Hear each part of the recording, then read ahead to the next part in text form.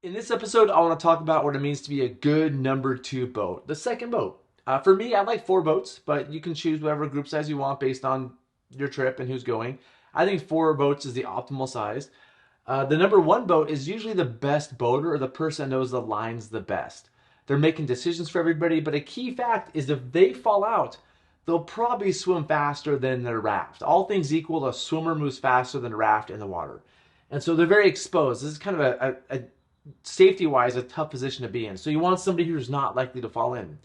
If they're going to be rescued, though, the number two boat is the one that's going to rescue them. And so that boater becomes the lead boat and now has to move really fast to catch up with them. And I'm going to make the case, I'm going to say in general, the number one boat should be your best boater, but I might make the case that your number two boat has to be your best boater. And here's a few reasons why. First of all, again, like if this person falls out, this person is now in the lead and they have to move fast to catch that person and pull them back in the water. Next, as this person navigates the river, the number two boat needs to stay really close. If they're way back here and this person falls out, it's just not realistic to rescue them. And so I'm going to have two follow number one really closely. Three and four can be back there. They'll still want to have good boat spacing because they have some duties for sure. But two needs to be kind of on number one's tail more than most people feel comfortable. So if number one starts pulling in rapids, number two has to adapt to that. They can't. Number two can't necessarily run the river the way they want to.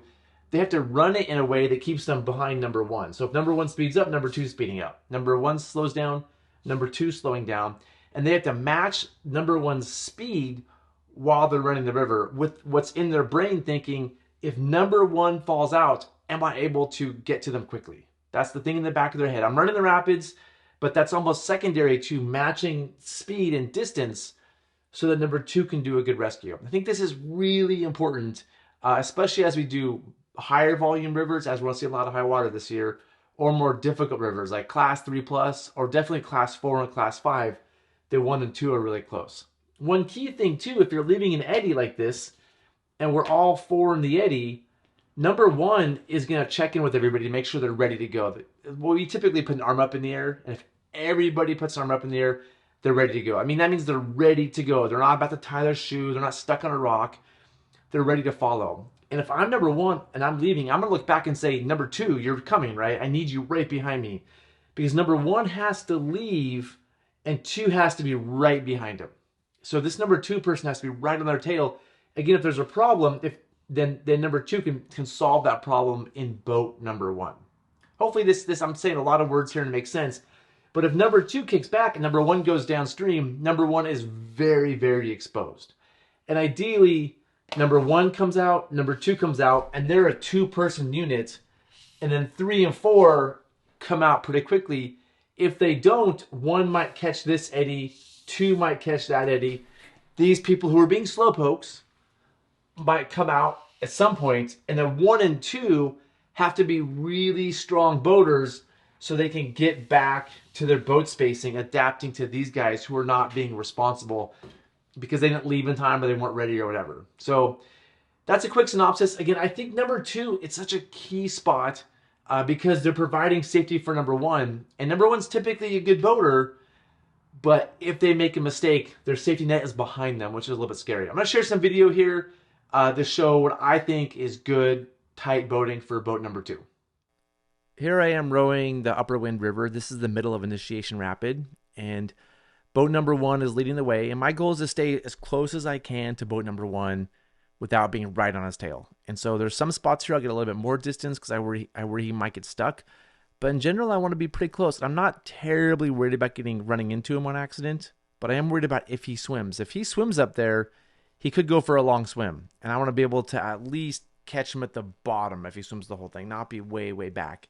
And if I swim, what does my swim look like?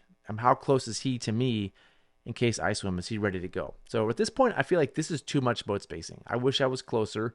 I'm choosing to go the line I'm comfortable with and take care of myself right now a little bit, but I really need to get down there. I feel like that's too far away for boat number one. I don't think I'm providing enough of a safety net for boat one being that far away. But it also takes both of us working together. I'm pushing down to get down to him, and he's also maybe needs to look back and slow down. And you can see I looked back to boat number three right there just to see how boat number three was doing. This is the same rapid, different day.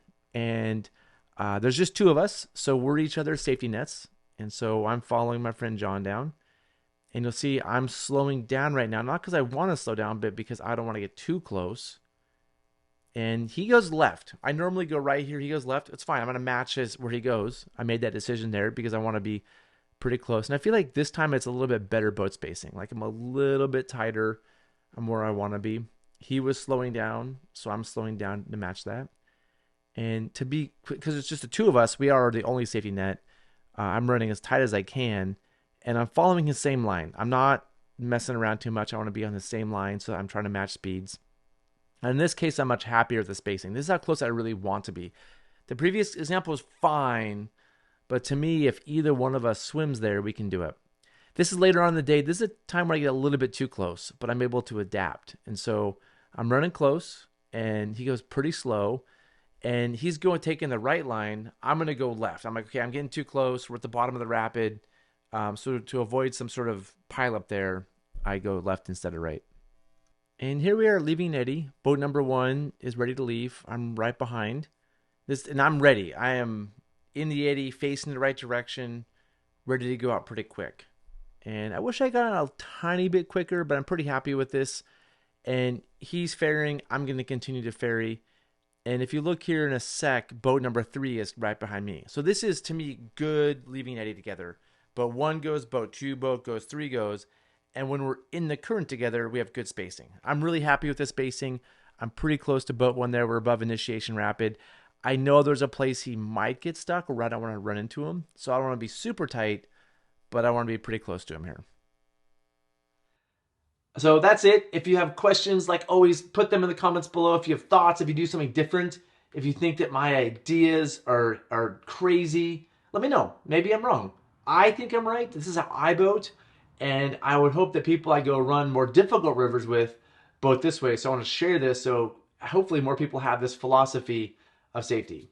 Please like and subscribe. And that's it. See you in the next episode. Thanks.